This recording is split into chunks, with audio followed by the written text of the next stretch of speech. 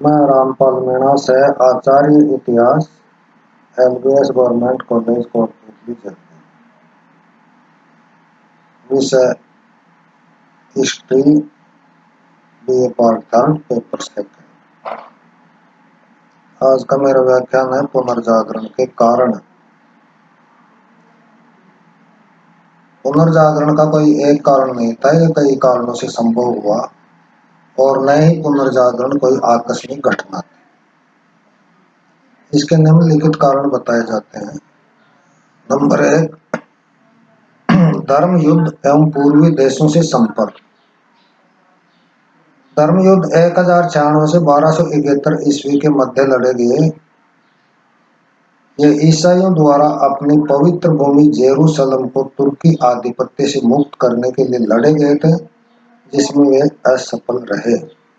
धर्म युद्धों के माध्यम से यूरोप वासियों का पूर्वी देशों से संपर्क हुआ, जिसके परिणाम स्वरूप वहां के उदार दार्शनिक विचारों, अरबी संख्यांक, कुतुबनुमा, कागज आदि के बारे में जानकारी प्राप्त हुई।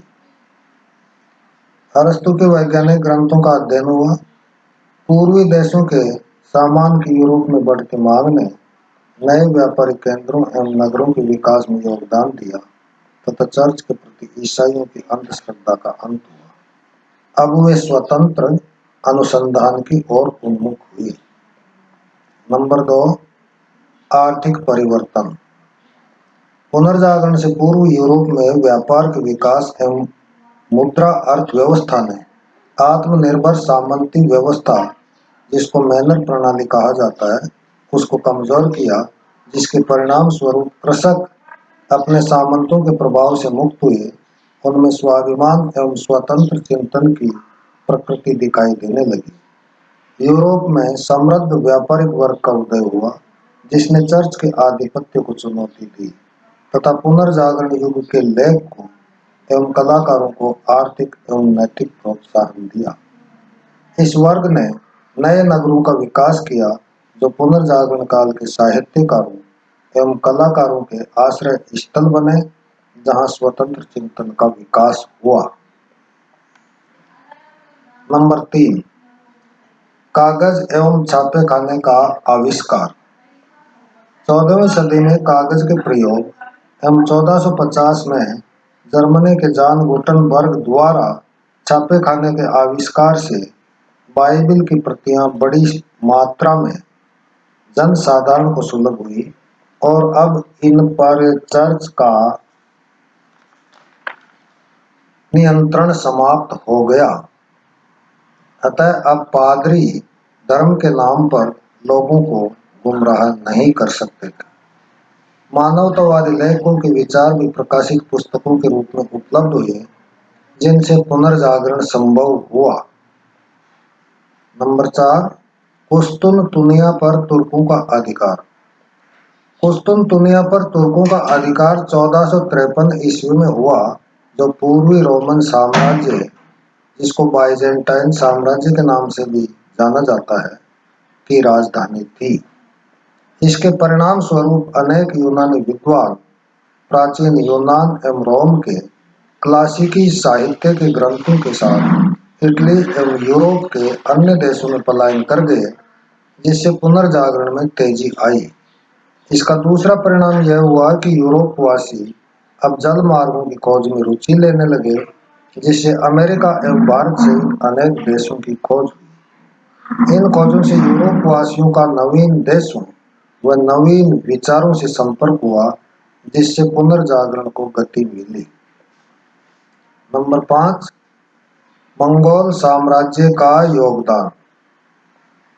13वीं सदी में चंगेज खान के पौत्र कुबलाई खान, जिसका शासनकाल 1216 से 1294 ईस्वी रहा था, उसने एक विशाल मंगोल साम्राज्य की स्थापना की, जिसमें रूस और चीन सहित पोलैंड व हंगरी का सीमावर्ती प्रदेश भी सम्मिलित था।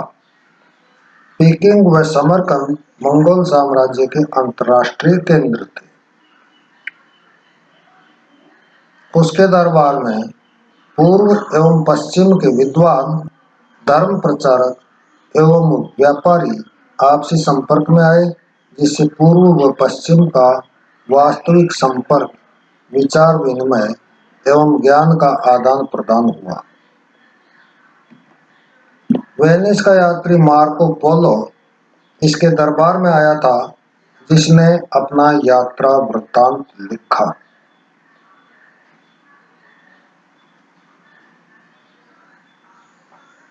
यूरोप को कागज, मुद्रण, कुतुबनुमा तथा बारूद की सर्वप्रथम जानकारी मंगोल साम्राज्य के माध्यम से ही प्राप्त हुई। नंबर 6, स्कॉलिस्टिक दर्शन या तर्क बुद्धिवाद। इस विचारधारा का आधार अरस्तु का तर्कशास्त्र था, जिसके आधार पर संत ऑगस्टाइन के तत्व ज्ञान को या धर्मशास्त्र को व्याख्यायित करने का प्रयास किया गया। इसमें श्रद्धा के स्थान पर तार्किक चिंतन को आधार बनाया गया। इस विचारधारा के विद्वान अबेलार्ड